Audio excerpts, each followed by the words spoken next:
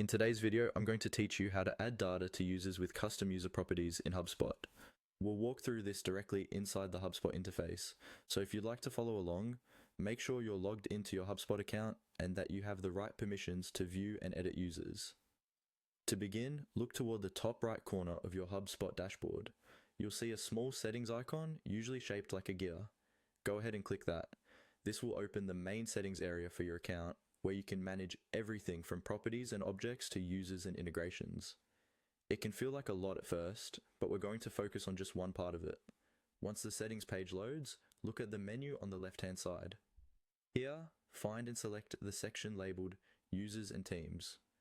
This is where HubSpot stores all the information about the people who have access to your account. Clicking this will bring up a list of your users, along with some basic details and management options. Next, from the list of users, choose the specific user you want to work with. You can either scroll through the list or use the search bar to quickly find them. Selecting a user will open their user details page. This is where you can manage things like access, roles, and, importantly for this video, the properties and preferences associated with that user. Take a moment to make sure you've selected the correct person, especially if several users have similar names. With the Users page open, look for a tab or option labeled Preferences. Click on this. The Preferences area is where you can view and adjust user-specific settings, and depending on how your HubSpot account is configured, you may also see custom user properties that have been created for your organization. These custom properties are what allow you to attach additional data to users beyond the default information HubSpot provides.